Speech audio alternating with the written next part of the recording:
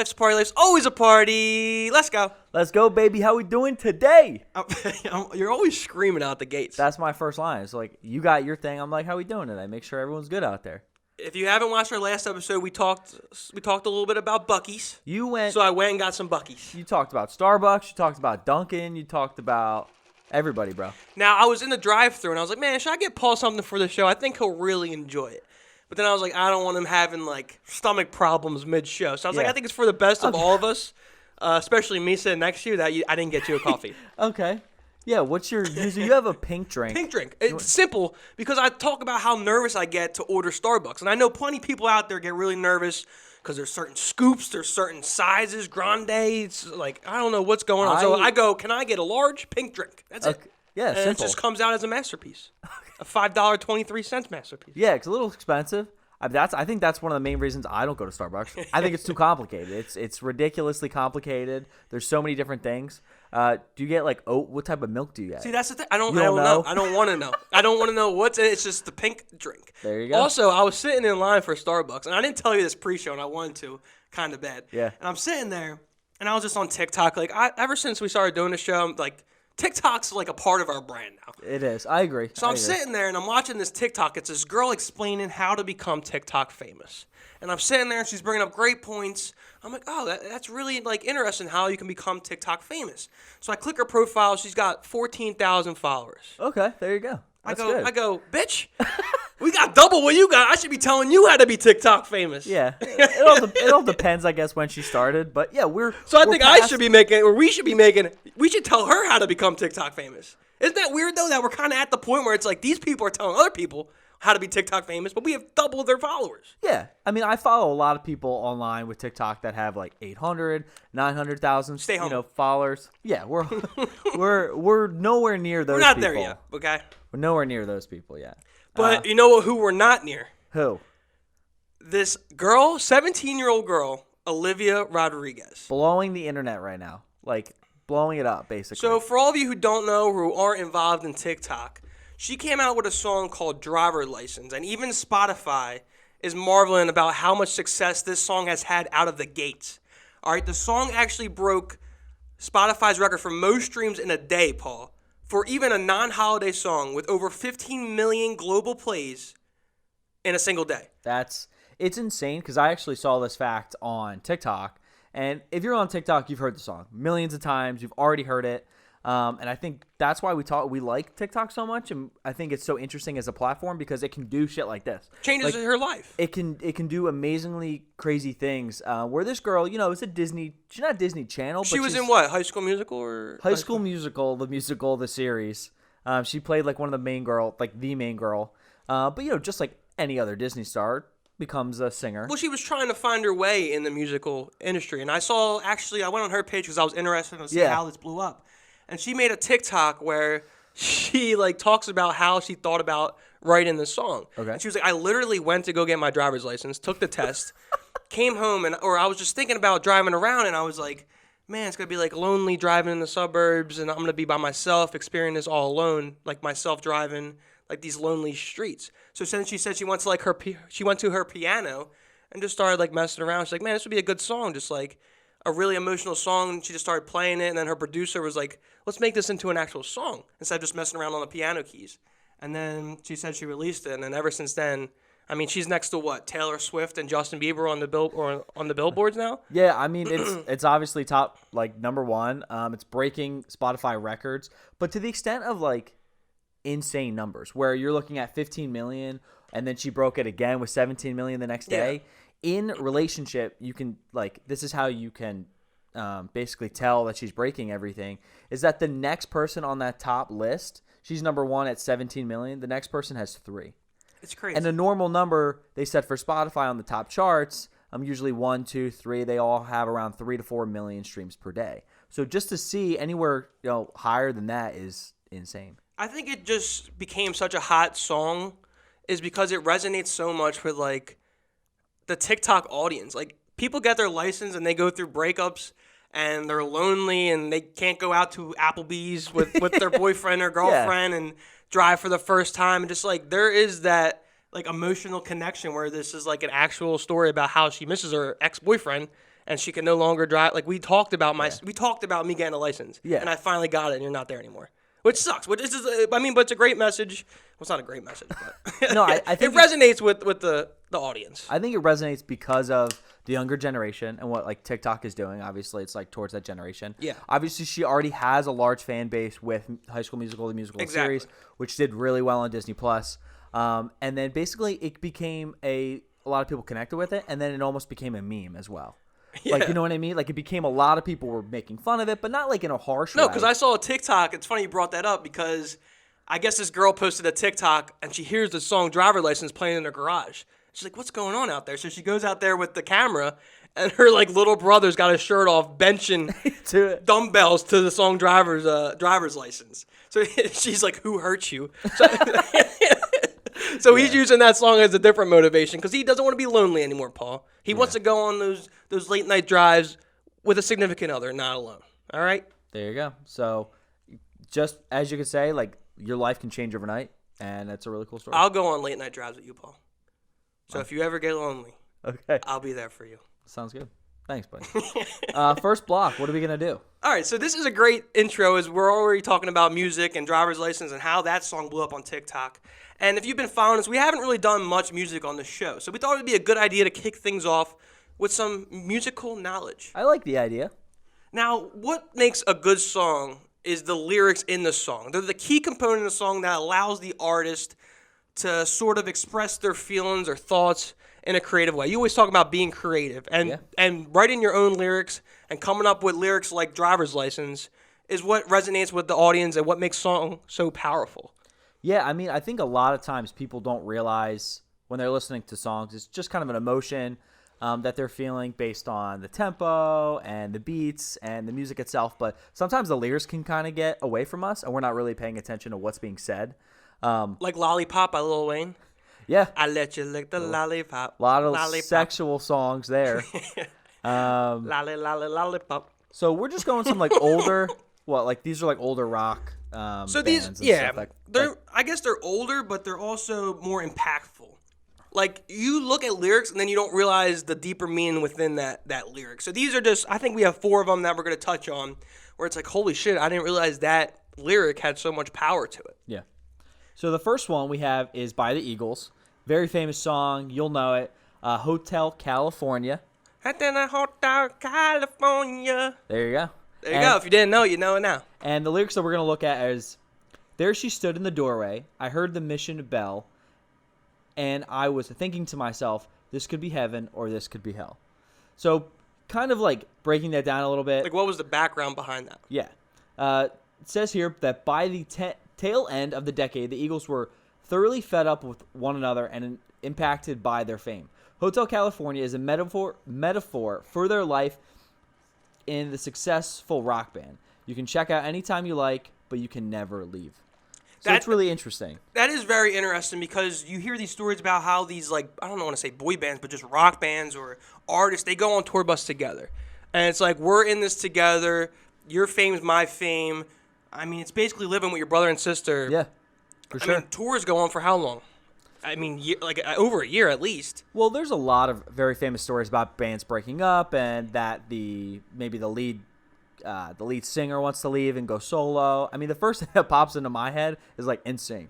You know, like, Right. Justin Timberlake. Right. But a lot of the other members of NSYNC have kind of like faded.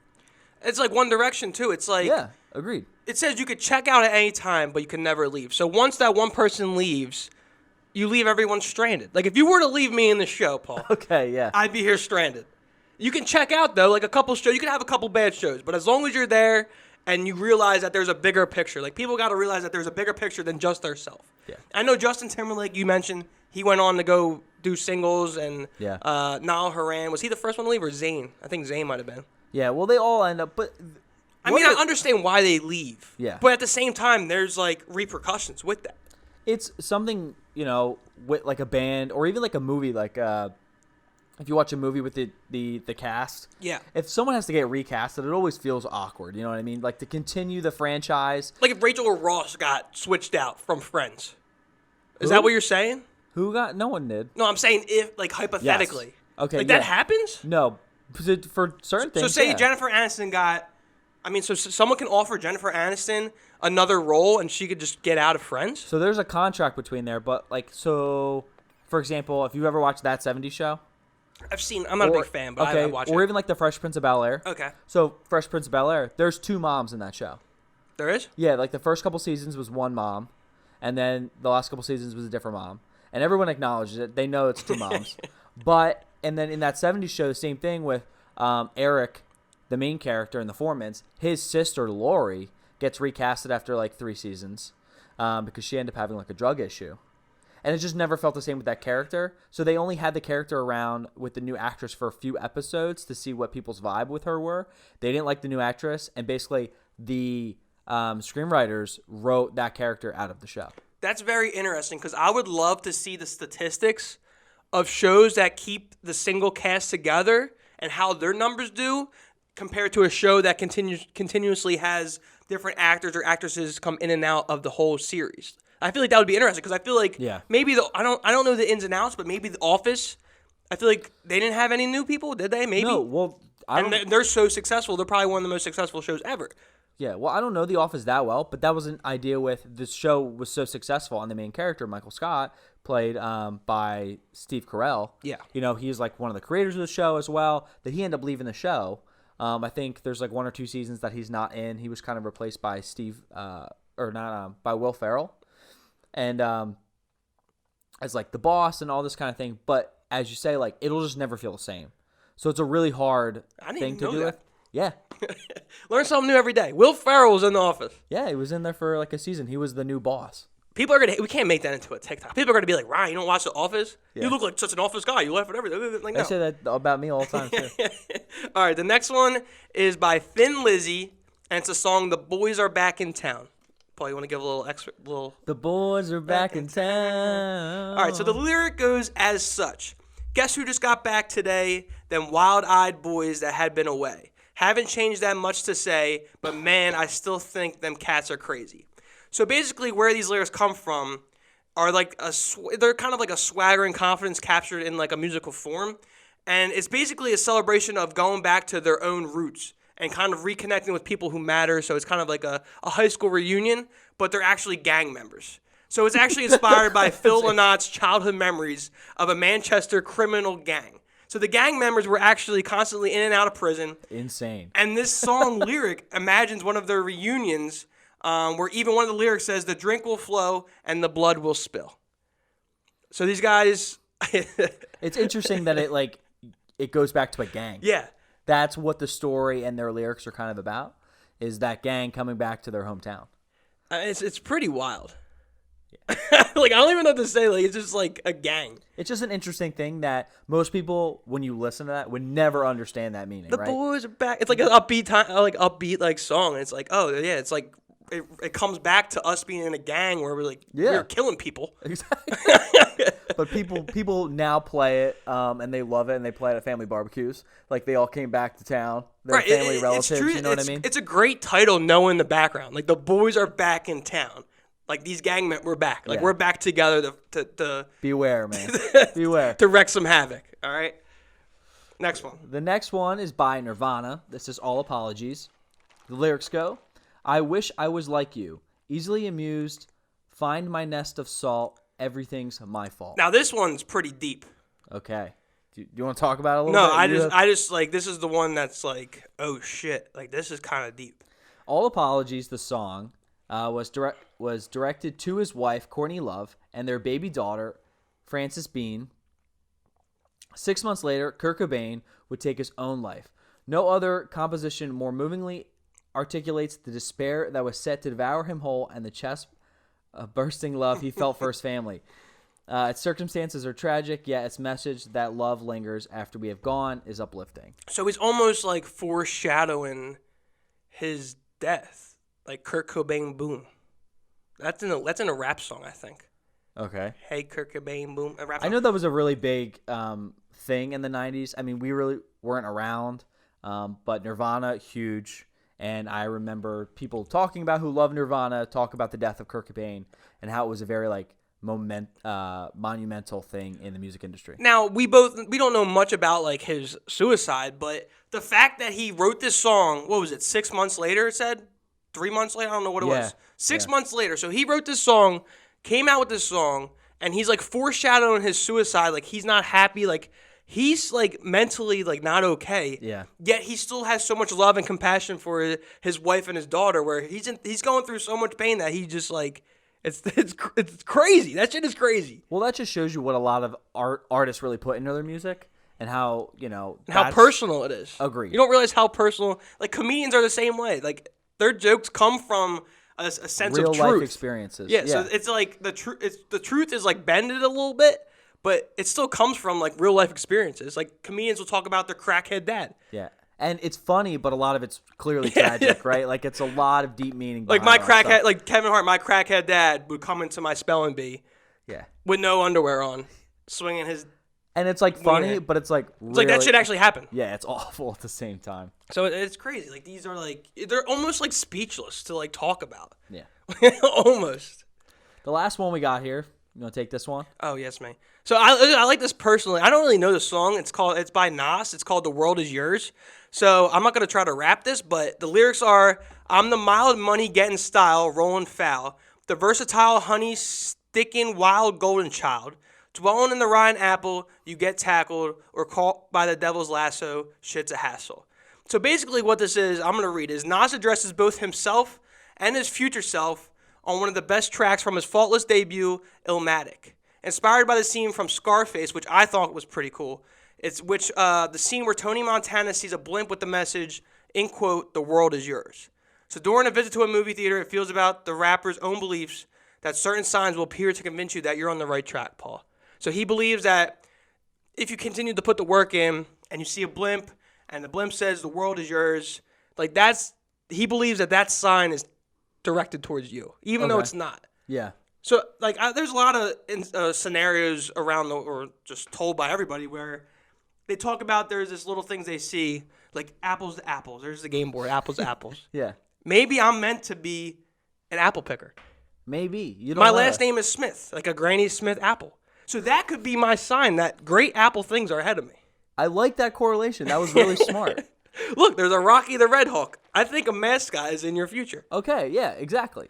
I mean, a lot of people see that. I mean, a lot of people see like little things that represent either like a dead relative or that's also a big things one. as well. So like things that happen in the course of your daily life, people usually connect that with things happening or like how they're feeling, people in their life, or their aspirations and goals and dreams. It's good to give shit meaning. Because if we just walk around and be like, oh, well, there's a blimp that said the world is yours. Oh, the world is not mine. The world sucks. Well, like what is that? Like, have some motivation to your life. Have some purpose in your life. Well, a lot of people too, based on their goals and dreams, like to have a sign from like God or somebody that's what telling motivates them. Yeah, telling them that it's okay to go do it, to go, push yourself and have those dreams. Because like I know people who make up like fitness pages. Yeah. Continue. We'll go from Nas to fitness pages, but they strictly make a fitness page just to track their own progress. Yeah, it doesn't matter anybody else. It's kind of their own thing. I'm not even sure if that correlates, but I just felt it felt right to plug in at the end of the segment. Nice. Okay, next block. We're talking Marvel movies, Paul. Are you excited? I am excited. This is a segment I'm, pumped about. This is a 95-mile-per-hour fastball right down the dick for you. we did Pixar a couple weeks ago, and now we're transferring to Marvel. We're going to be doing definitely more movie stuff in the future. But something How much more do you like Marvel than Pixar? A lot. Significantly? I think out of my franchises of movies, it's my number one. By far. Is it Marvel then Pixar, or is it just Marvel? It's probably Marvel. Maybe Disney as a brand. I really like everything that they do, but I love Pixar as an animation studio. But there's a lot of great animation studios on the rise, and that have been challenging Pixar the last couple of years for sure. Cool. All right, so we're talking Marvel. Now, this is going to be interesting. We're not talking just Marvel movies. No, so we did a kind of like top 5 Pixar films. There's only about, I want to say maybe like 20 Pixar films. We have some guys in the front. Yeah, if you're on YouTube. Oh, you said Pixar film. I thought you said Marvel No, films. There's only about like 20 Pixar films. Marvel films, we're going to go with MCU films, and there's about 23, 24 now. So kind of there. But yeah, we got some dudes in the front. Check them out. I do. Well, we got Captain America. Captain America. We got Thor, Iron Man, and we got our boy Thanos. I like these segments because I get to sip on my what's that called? You like the Your pink drink? no? What's it called when we put the mic Oh, in? Little AMC. No. ASMR. Yeah, that. Yeah. I like this segment because I could kick back, relax, drink my little pink drink, and Paul's gonna teach me about Marvel. So the segment we're gonna do here is my top 5 Marvel movies. Basically, Marvel Cinematic. I thought we were doing moments. Oh yeah, you're right. Top 5 Marvel moments, Paul. There we go. Top 5 MCU moments. What would you do without me, dude? Like, I really don't know what you would do without me. This was extremely hard for me, just because, as I said, there's about 23, 24 films out currently, and So how many did you write down to start with? You probably had like 30-some moments. there were a lot You're of like, damn, I got to narrow this down to 5. there were a lot of moments, but I did get down to 10, and then I went down to 5. So I do Number 5. I have an honorable mention because What? it's just not in the top 5, What but do you mean you got an honorable mention? it's a small part. Do we hand out participation awards with Life's a Party? No, but no, we don't. People do honorable mentions. We're teaching these people how to take a loss. Okay, we're not doing honorable mention. I'm gonna do. I mean, maybe I'm at the gonna do end. one. Well, are we starting with honorable Yeah, mention? I'm gonna Oh my! do All one. right, let's hear. Honorable mention. Let me introduce this. Paul's honorable mention for Marvel moment is. I can't believe I didn't even want to introduce that. So this is from the first Avengers film. Oh, which honorable was- mention. Shut up, okay? First Avengers film, really good here. This is a quick moment. It's just really funny. So I didn't think it deserved to be like the best of all the stuff, but it was an amazing moment in that first Avengers film. Okay. This is when Hulk grabs Loki at the Avengers Tower and basically slams him back and forth because he says, "You're like a puny Earthling." Dude, I love that part. And he grabs him, smacks him on the ground like 5 times, and goes, "Oh, puny god." Oh, and he walks away. And it's one of the first times we hear Hulk speak. It's a really comedic moment that I think Marvel does amazingly well. So We could take the honorable mention tag off that one because I did chuckle. What movie was that in? it's the first Avengers film. Oh, that's when they have like. That's when they like brainwash the Hulk right into. Well, they brainwash. No, that's the second Avengers film. Oh, okay. That's all right. I still give it. We'll give it number 6 instead of honorable mention. Okay. All right. Coming in number 5 for Paul's top 5 Marvel moments is. This is a scene in the first Ant-Man film, and this is with the character Lewis. So if you've ever seen Ant-Man, Love Ant-Man. This is the most comedic moment on this list, and I thought, we add one really comedic moment, and this scene's just amazing. This is when Lewis is telling Scott Lang, who's Ant-Man, basically how to steal, or like what he needs them to steal, and he basically tells a story, but it's his voice. So he takes everyone else's like character and gives them his kind of like lingo on it. Gotcha. And it's just an extremely funny scene. It's something that I've never seen done for comedic moment in a film before. So wait, he's in the Ant-Man suit. No, so this is Lewis. This is Ant-Man's like best friend. Oh, okay. Who picks him up and tells him about the job that he needs to go steal the Ant-Man suit. Oh, okay, yeah. And he's like, "Oh, like how do you know this? Like how do you know about this like this safe?" And he goes, "Oh, like my buddy told his buddy who did this buddy." But he speaks for everybody. Yeah. And it's a really comedic moment. I thought the guy who does it, who played Lewis, is amazingly funny comedian and actor in this film. So that's my famous, or like my most. Lewis is in the movie Let's Be Cops, isn't he? The character? Yeah. Or the actor? The actor. I think he's in Let's Be Cops. I don't know if you've ever seen that. No. I'm going to be honest. I wasn't a big Paul Rudd guy until Ant-Man. Ant-Man is I told you this too. I was like, film. Paul's like, Ryan, watch Ant-Man. You'll like it. I'm like, I don't like Paul Rudd just gives me this weird vibe. He's kind of a weird dude. Yeah. But then I turned on Ant-Man. I was like, I like Ant-Man. Let's get Ant-Man and the Wasp going. I'm ready to watch this. Let's pop some popcorn. But so Paul Rudd won me over being Ant-Man. So I accept your number 5 Marvel moment. Ant-Man is one of the most underrated I MCU films, just because people write him off saying, "Oh, it's not a cool power." It's an extremely awesome power. It's a very funny movie. Go check it out. His power, it does suck. Like he just No, gets it big. does And not. it's a pretty shitty power. All right, whatever you say, bro. But I like talking about this because I like really have no clue what I'm talking about. But that adds an extra element to our segment. Okay, so 4th one. So You want to Paul's. give me, Can you let me go? give me the drum roll. I'm gonna toss you in. All right, here we go. Number 4 for Paul's top 5 Marvel moment is. This is Captain America with the elevator fight in Captain America: The Winter Soldier. So this is one of the best single fights in all of the MCU. This is Captain America and the Winter Soldier. He gets in the elevator, and this is when Hydra, who are the agents who are under S.H.I.E.L.D., basically reveal themselves to Captain America by surrounding him in a contained space in the elevator. And it's maybe like 20 secret agents. And Steve Evans, as Captain America, takes them all down. So they literally don't leave the elevator. No, it's an amazing Well, scene, how dude. long is the scene? Maybe like a couple minutes. It's a fight sequence. Is it literally like no powers, or is it? Do they use their powers in an No, elevator? So it's just straight it's fight. all of them. It's a total fist fight And there's 20 people in there. of Captain America taking down all 20 agents. Yeah, it's an amazing scene. What? It's super creative because obviously it's a contained space, but it just shows Captain America's like brute strength and like power against all the other guys. I feel like Captain America is kind of slept on his powers. Well, he's just like a super strength. Superhuman. Yeah, he's a superhuman person. That his powers aren't really like, they're nothing crazy. How long do you think I would last? Well, like last a long time in an elevator with Captain Marvel? Absolutely not. I mean, not Captain one Marvel. one shot to the face, you're out, bro. One shot. Yeah, he punched you once, you're done. Okay. Next moment, bro. Number 3 for Paul's top 5 Marvel moments is. This is also in a Captain America film. This is Captain America Civil War, and this is the airport battle. Someone has a crush on Captain America. Yeah, maybe you'll see it farther.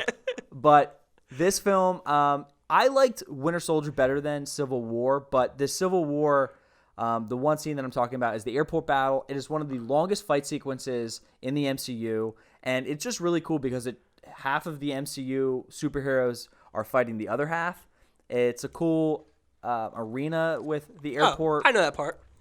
Yeah, and it's just a really high-stakes battle. Is it longer? Wait, what movie had a real long? Didn't the Fast and Furious have a really long runway scene? Is it longer than that?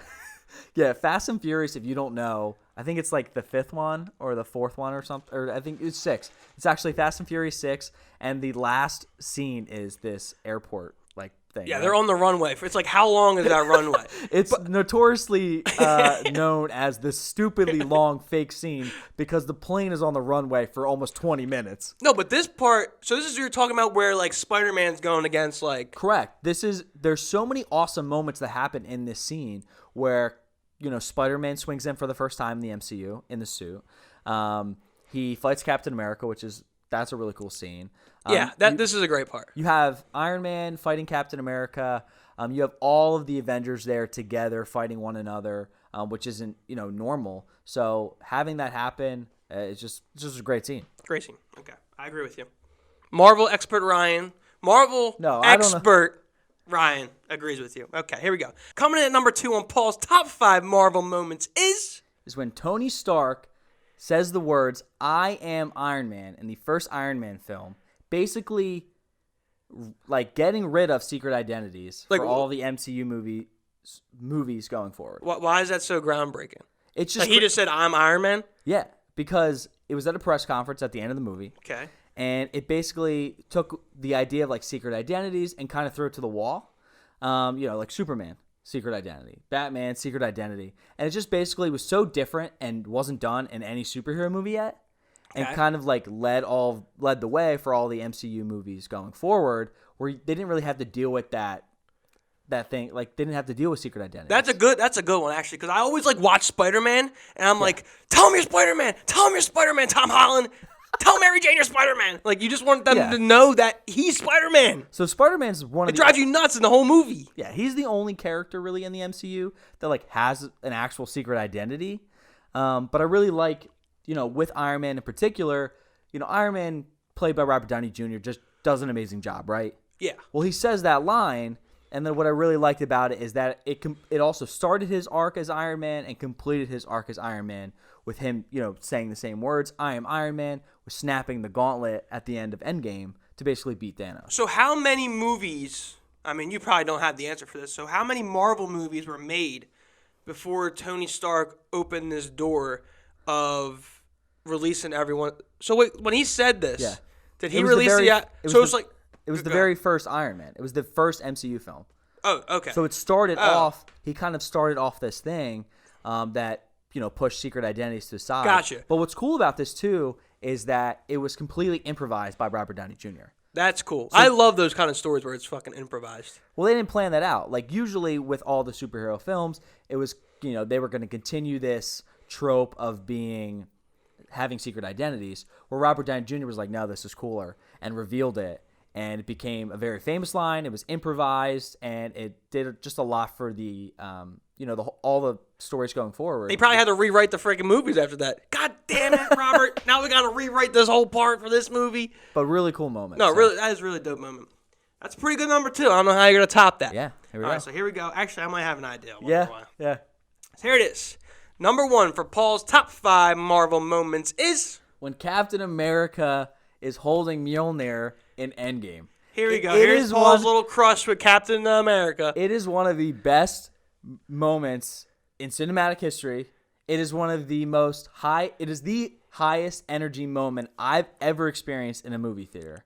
And I love going back and watching YouTube clips of different theaters and different audiences experiencing this moment for the first time. Oh, so is this the moment where the whole audience goes nuts and starts clapping? No, but not clapping, like standing up. Like shit. I don't know if you remember this, but dude, I remember seeing this in theaters, and Endgame is just a movie that I wish I could watch for the first time over and over again. I feel like you've told me that. But that moment of, basically what's happening is Thor is about to die with Thanos, and Thanos has his sword in Thor's chest. You see Mjolnir kind of rise a little bit, and you're like, okay, here we go. Like Thor will grab the hammer, get out of the situation, passes Thor, goes right to Captain America. He holds the hammer, and it just crowd erupts in cheer, applause. Everyone stands up, and it was just an amazing moment that was built up. Like so it's like a roller coaster of events, and here comes Captain America to save the day. Like he was destined to save the day. Yeah, please. If you haven't checked out that moment already, go on YouTube, watch like audiences, just listen to them cheer and stuff. I'm not gonna do this. I'm not gonna go back and watch audiences the reactions. I'm telling you, like it is just a cool moment. And I think Captain. It was. I'm not gonna go watch their reactions, Paul. I'm sorry. I'm not gonna do that. There really isn't moments in movies, especially because I used to go to a bunch of where. Good job, Captain. You deserve a pat on the back. I've been to a lot of like movie premieres, especially for larger franchises, where there are a lot of fans that come, opening night, opening weekend, and that kind of stuff. But there's never been a moment such as that, and I think because it was built up through a lot of films, we've been with these characters for so long. And that when it finally happened, it was such a shock and such pleasing to the fans that the moment just won't be topped. Good job, Captain America. Captain America, number 1 moment in Marvel Cinematic history, him wielding Mjolnir. He should guard the Capitol building. That's what he should do. Yeah. He sounds like that should be his job. Like, okay. Captain America, you did great in the movies. I know you took down Thor, but you're in charge of the Capitol building now, all right?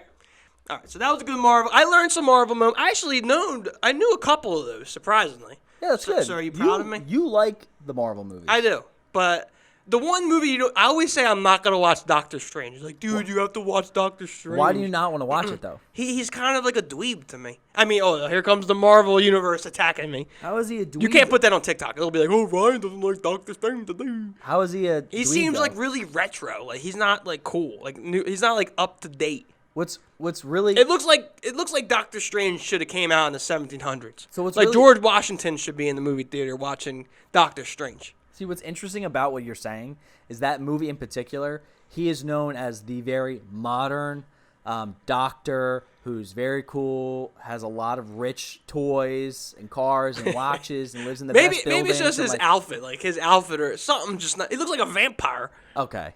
Like he needs a new makeover. Watch the movie. It's a good movie. Get him a new suit. I'll watch the movie. How about that?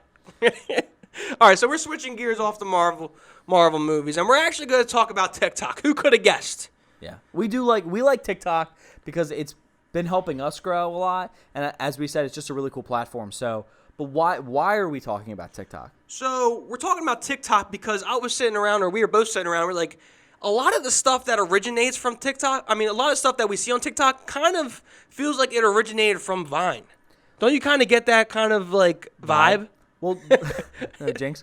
Well, Vine was the first social media video platform, right? So obviously, when you're looking at something like TikTok, you are going to compare it to the first of its kind, which was Vine, and other, like, different from the other social media platforms, that Vine was really like shut down, where, you know, if something comes along that's comparable to Instagram, Instagram's still kind of going to be there. I don't think it would like shut down completely. Even something like Snapchat or Twitter or like other competitors, that original platform's still going to be there, where the Vine like disappeared. Like they took it off the App Store. Well, you couldn't download it anymore. Didn't Twitter buy Vine? Yeah. Why, so it says right here, 2012, that Twitter bought Vine and Vine made $30 billion. Is that true? No. So Twitter bought Vine for $30 billion, which is insane. That's crazy. That they bought that platform, and then a couple of years later, the platform's gone, which doesn't make any sense to me. I don't like. So did Twitter just buy Vine to get rid of the competition, basically? I think That's pretty absurd. Like, here's $40 billion. Get the out of my face. Yeah. Like, get out, give me my users and stop taking all my audience. Here's 40 bill. Go get away from me. So I actually remember Twitter, once Twitter kind of started using videos, Yeah. I remember that changed Vine a lot, where a lot of people were actually posting Vines to Twitter. You were seeing a lot of more videos on Twitter. Well, to start Vine, you only had 6 seconds. Yeah. And we're going to go through some of the best Vines, and they're very historic and very memorable. Historic. They should be in Screw a museum. Captain America. These Vines are historic. Yeah. Look at all those chickens. Exactly. But what's funny is, and it's actually rather impressive, I want to use the word impressive, is that you have 6 seconds to work with. It's really short. A typical TikTok's what, 30 seconds? Yeah, 15 seconds? 15. 6 seconds to make some quality content is very difficult. Yeah. I mean, we're going to go down a list. I think we have 10 of them. And the amount of views they each got and the amount of the likes and reposts is like kind of truly remarkable. Like, I don't want to like dick ride Vine, Yeah. but it's 6 seconds. What if I said, Paul, you got 6 seconds to come up with some sort of content and publish it? It's got to be hard. I think I remember that, and I think that's why Vine was so hard, and why TikTok succeeds is because TikTok in general is a lot easier for its users and to grow and to create content. Even though it's short, Vine was really hard. Like creating any type of comedy, humor. You couldn't really sing, like nothing in that 6 second. It was really hard to make a video that did really well on Vine. So the people that were It'd successful, be like home sweet, and then it's like, 6 seconds is up. gone.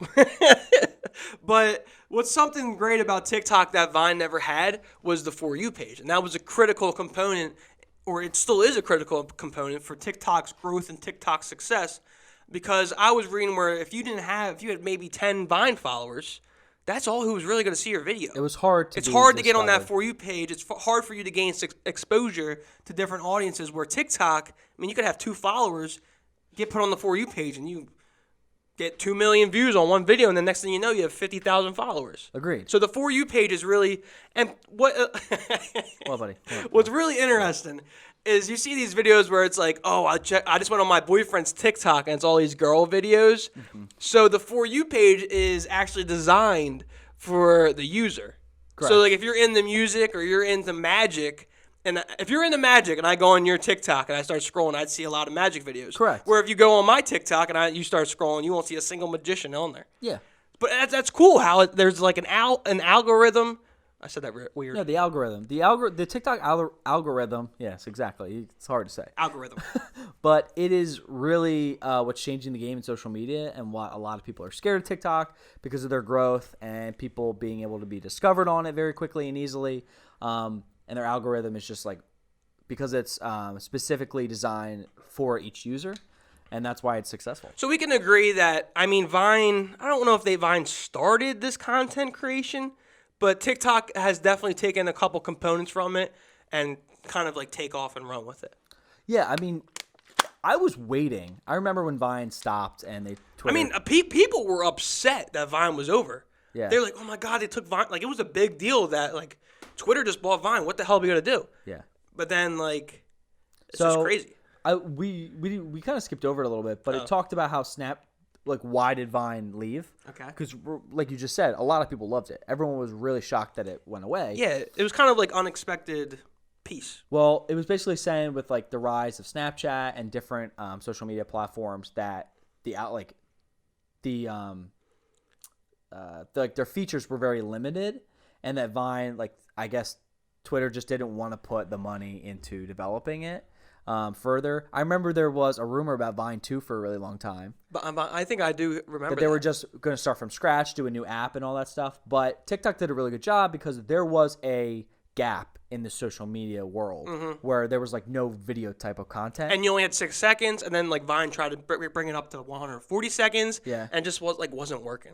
So then Twitter ended up buying it out, but we got some good videos that we're gonna go down and talk about and even show. So as we said, we all loved Vine. And I think the Vine videos are here to stay and will be continued to look at from years to future, as Ryan said, in the vault or at a museum. Put them away because people love them. But we're going to go down a list of our favorite Vines. Hopefully you remember these because they're iconic. It's funny because even today, we talk about like Skype or Slack, and I talk with people I work with, and they start bringing up these old Vines. It's like, holy, like these were our childhood. Yeah. Like these were our famous TikTokers. These were our Bryce Hall or Addison Rae. It's like this kid that says, "Look at all these chickens.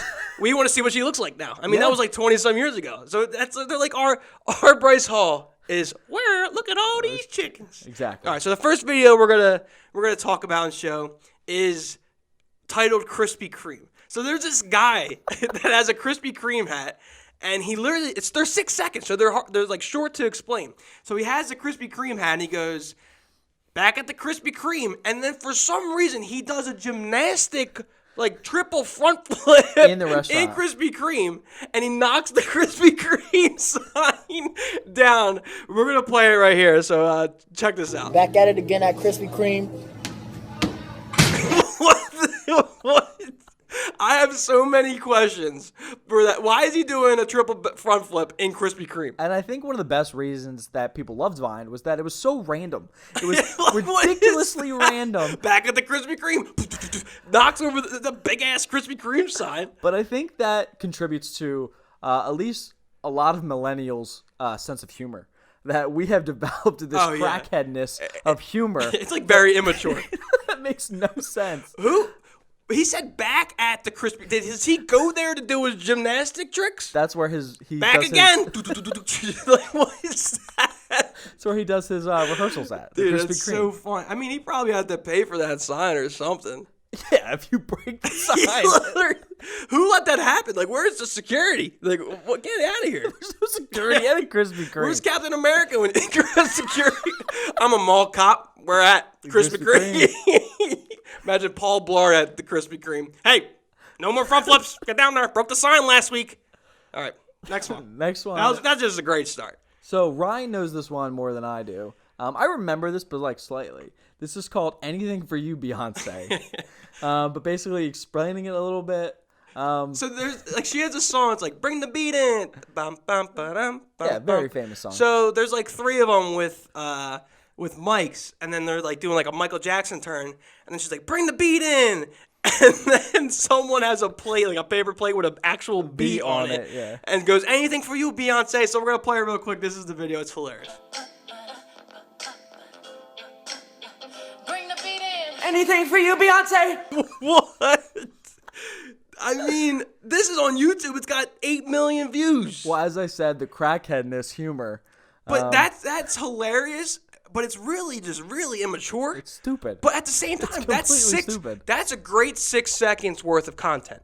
To think of like, I mean, they probably don't have a high IQ. I'm just guessing. I mean, I don't know. You could come at me, but it just goes to show like.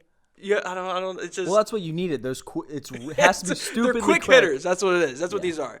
Quick hitters. All right. The next one. What do you got? Oh, this is a personal favorite. So this is titled "Can I Get a Waffle?" So this dude is literally sitting at like a diner, and as he's sitting at the diner, the 2 employees are in the back fighting, like literally slugging it out, and he's sitting there going, "Can I get a waffle? Can I get a waffle, please? Please give me a waffle." And they're just slugging it out as they're fighting one another. And the dude just wants a waffle. So give him a waffle. Here's the video playing it now. Can I get a waffle? Can I please get a waffle?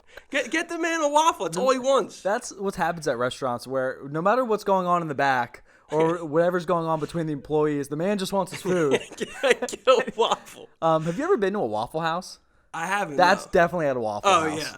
Because Waffle Houses are those really raggedy diners that you go to at 3, 4 o'clock in the morning, and it's packed for some reason. The Nighthawks are out. I mean, Exactly. those people are out. But you'll never get your food. Those are people who are going to pay like $10 in quarters for Yeah. their 3 o'clock pancakes. So, Exactly. but he just wants a waffle, and they're slugging it out. Little Mike Tyson and Muhammad Ali. Very famous Vine we got next that I feel has still. We can still play this. This is a reference that I have all my friends say anytime we drink, right? Anytime Yeah. we drink. This is called 2 shots of vodka. It comes up like rather like I've seen Often, it around often. often, yeah, on Twitter. But basically, this is a woman who's doing a cooking tutorial, has a bottle of vodka, says 2 shots of vodka. It's clearly a lot more. Pours the whole half a bottle. And But ends with, is it Cookie Monster? it's Cookie Monster. Cookie Monster basically acting like he's drunk. Stupid video, but here it is. 2 shots of vodka.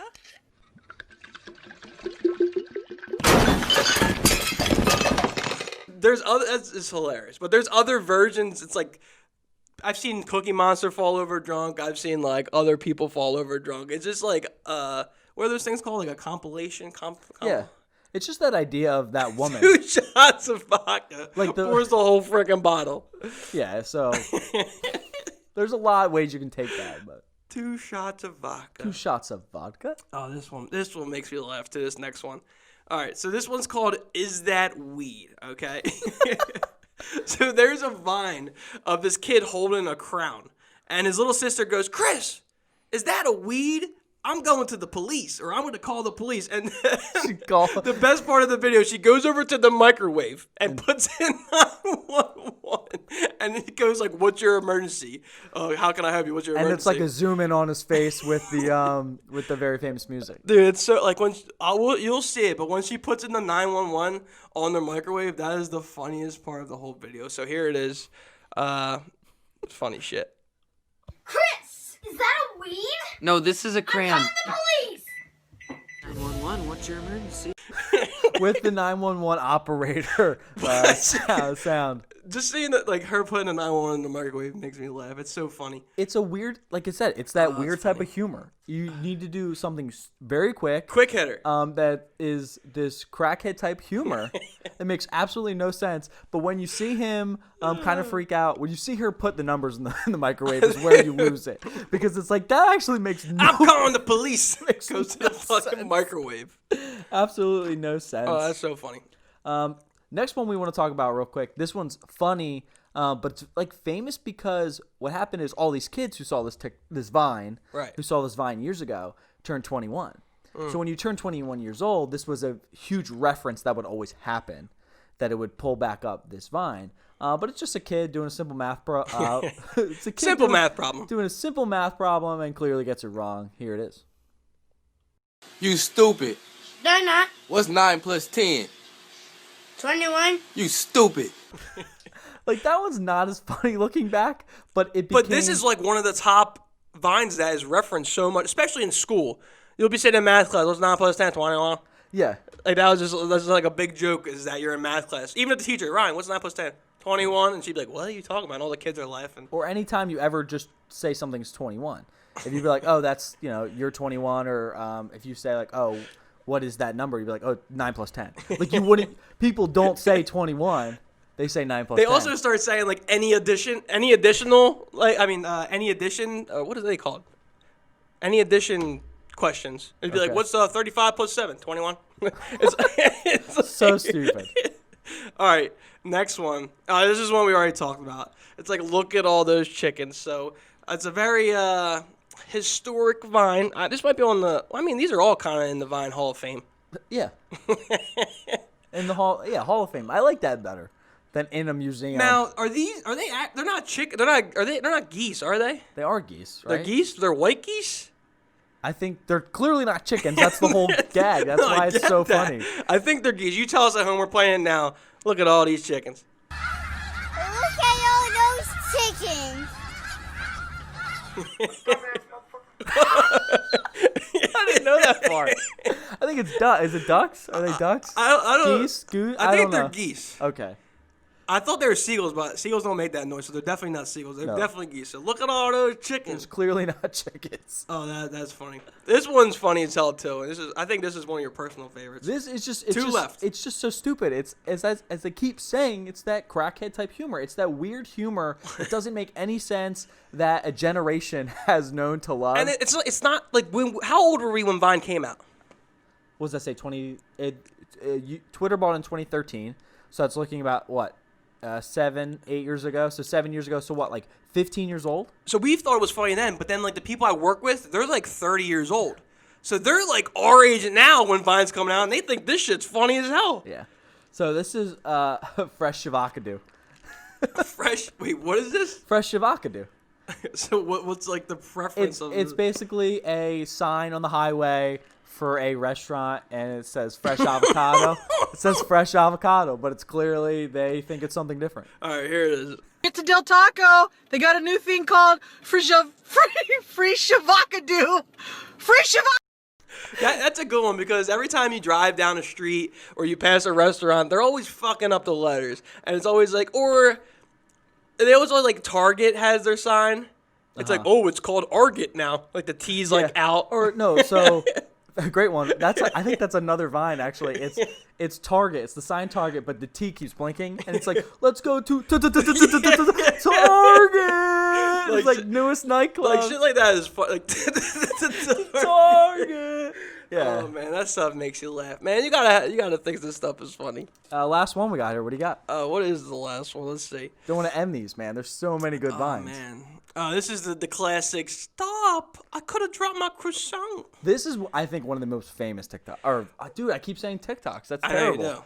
Most famous Vines. And people like remake these videos. I saw a guy on TikTok who is remaking. And he like flips it and catches it. He does such. But he's stealing it from this guy. But what he's doing with this video, so the guy on TikTok is playing the audio, or no, he does the voice. He goes, stop, I could have dropped my croissant. But he has people comment on the ways he should throw the croissant. So it'll be like, over the back, through the legs, off the wall. And I'm like, how the hell is this guy doing this? All right, here it is. I could have dropped my croissant. Stop! I could have dropped my croissant. Like, is he serious? Like, or is that just how he talk? Like, is that how he talks? I think it just happened to be a funny moment that he called him. He was trying Is to he scare him. angry? Like, stop! I could have dropped my croissant. His croissant was very important to him. Is what happened. Funny stuff though. But Vine was a classic. It was a part of our childhood, probably a lot of part of your childhoods, and those are some classic videos that we'll probably laugh and remember forever. Yeah. It's funny how we get to go on Twitter. It's like someone will post, "You guys know this girl from somewhere." Yeah.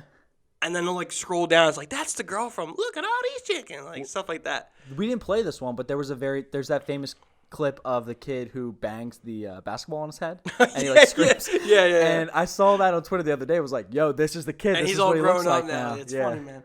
Funny stuff. So it's cool to look at that stuff. We love TikTok, and we're glad TikTok came around so we could have that video platform again. But Vine, there are some Vines that just won't ever be topped. All right, so that is the end of our show. Hopefully you enjoyed. Thank you for sticking to the end. We appreciate you guys every week. So happy we've been getting a bunch of new followers, which is really dope seeing the views on YouTube go up, the views on Spotify go up. And TikTok, we've been killing it, so I really enjoy that as well. Let's keep it rolling, man. Keep it rolling. We're interested in like doing a musical guest. We have someone coming on in a few weeks. We're gonna show his debut song. We listened to it. It's pretty fire. So, it's a pretty fire song. I don't want to tease. Like, I could tease it a little bit. We can't give any hints away. But we're gonna try to start incorporating some musical guests. Get your talent out there on our podcast. Yeah. We love to help others, like you said. So as we grow, we want others to grow with us. Yeah. So that's the show. Thanks for listening. Thanks for watching. And as always, music. Take us out. Peace. Later.